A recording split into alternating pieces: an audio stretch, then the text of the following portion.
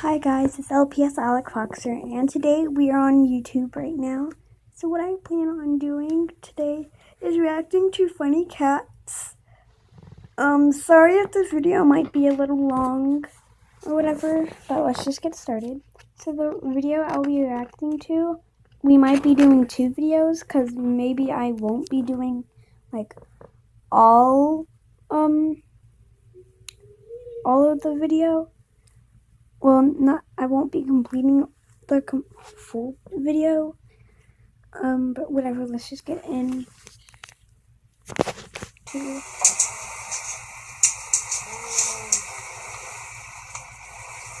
He's trying to hit him.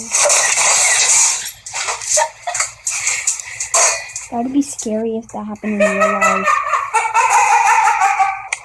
Wow. You are too fat for that. Nope. Come on. How can a cat fit in that? I don't know how.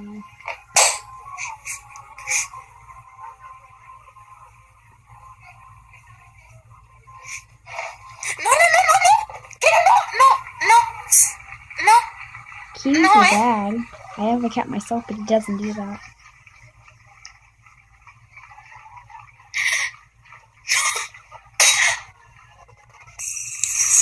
Whoa! I think that's a real door. Whoa, that's so cool. I think that's a fake squirrel. Cat fight with a dog. I think the cat's gonna win.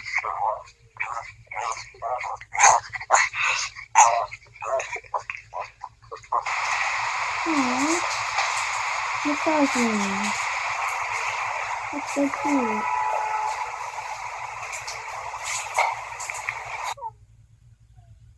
Wait a minute. How does that look like the cat? Like the cat inside doesn't really... At first it didn't look like a cat. It looked like a dog. And now that cat's trying to scare another cat outside. It's strange. Wow, they must hate each other. Aww. Best friends. Oh! Nope. He's gonna try to jump and get it. Grumpy cat. It reminds me of Grumpy Cat from that, like, or whatever.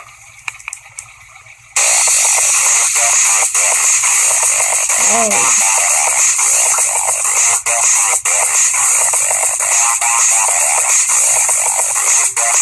He's gonna turn it off again.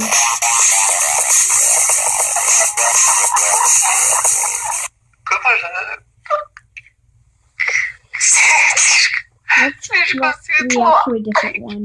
Sorry if it's a little bit too loud.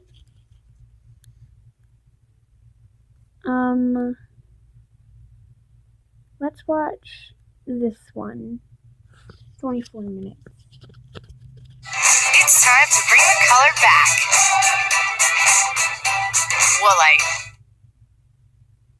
Alright friends, I wanted to make a quick video about why it is important not to pick up ear-tipped cats outside. If you see a cat outside, the first thing you should do is look for an ear tip. An ear tip is going to look like the top tip of one of their ears has been removed. An ear tip is an indication that a cat has been through a trap, neuter, return project.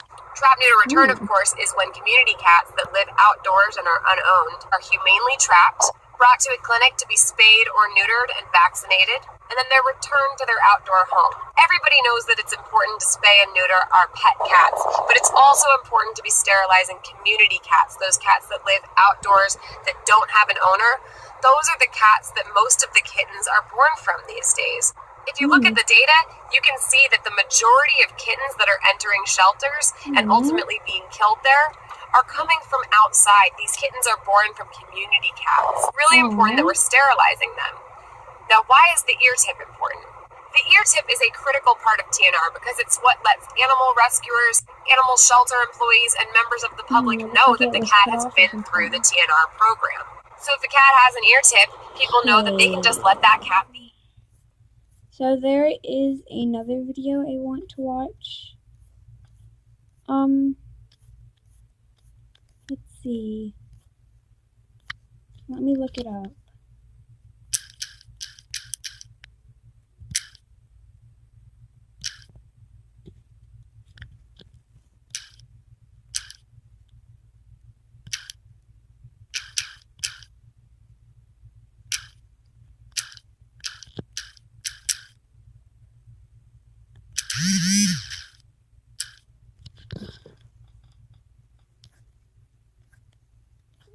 Let's see, can I find it?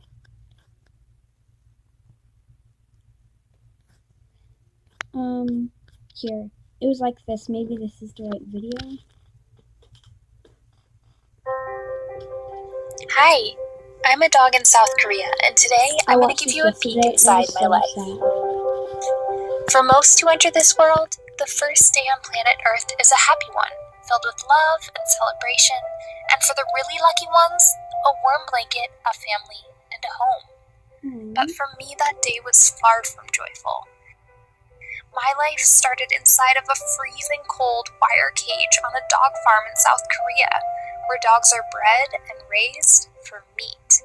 The cage was covered in poo that was so old it had built up in hard piles around the cage, and it smelled horrible.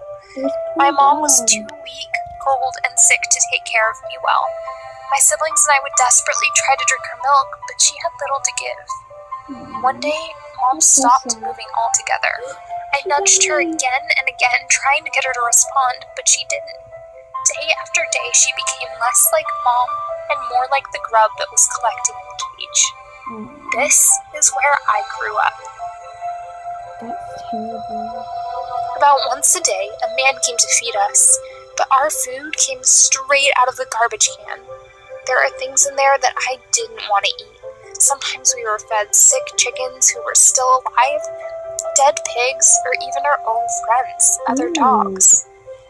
This was my life, day in and day out, through the blazing hot sun, the wet rain, and the icy snow. The wire cage didn't protect me from the elements at all, and of course I didn't get a blanket to keep warm. After growing up in these awful cages for a full year, never experiencing the outdoors or what it's like to run or even to be clean, a man pulled me out of my cage and violently crammed me into an even smaller transport crate with like 12 other dogs. All of our bodies were contorted and I could barely breathe. There was howling and barking all around me, and I was in such terrible pain. Then they started shoving this pipe into our cage to try and make more room for more dogs. The dog next to me let out a huge scream as he was jabbed by the pipe, and he started to bleed. Then they grabbed our cage and they threw it onto the truck like a crate of potatoes, and we landed on top of countless other cages stuffed with dogs. We were all completely immobile and without any idea why or what would happen next. Hour after hour ticked by as we bumped along in the car without food or water. 20 hours later, we were still in this cage. I could feel some of the dogs going limp around me, unable to cling to life any longer. Finally, the truck pulled to a stop. Someone grabbed the crate I was in and kicked it off the truck, and we went crashing to the ground. Many of the paws and the tails that were sticking out of the cage were crushed and broken. Within moments, more cages packed with dogs crashed down on top of us until the truck was totally empty. Whoa. Then I watched from inside my cage as the men grabbed dogs and hung them up, beat them, and killed them. I closed my eyes as I saw my brother hung up and beaten with a pipe. I wanted to help him, but I could barely even move. Then one of the men came toward me. Terrified, I felt metal prongs close around my throat. I was torn out of the cage and dragged by my exhausted body against the gravel. He hit my head with a pipe and threw me onto the table. I tried to get away, but the man held my face down so hard as he came toward me with a knife. Oh my god. That is so sad. This is what 5 million dogs go through every year in South Korea, just for the sake of meat. Many of the dogs come from farms like this, but others are strays taken off the streets or family pets that were bought or stolen. They're killed in all sorts of barbaric ways, from hanging to beating to throat slicing to electrocution. Some dogs are slaughtered on farms, while others are killed at slaughterhouses, dog meat restaurants, or even people's backyards. Every 13 seconds, a dog is slaughtered for human consumption. We don't have to allow this cruelty in our culture, and dog meat certainly isn't healthy for our bodies. We can thrive on a plant-based diet, which is healthy, humane, and eco-friendly. So for all of the dogs who have feelings and want to live life every bit as much as you and me, please say no to meat and choose compassion for them, for us, and for our planet.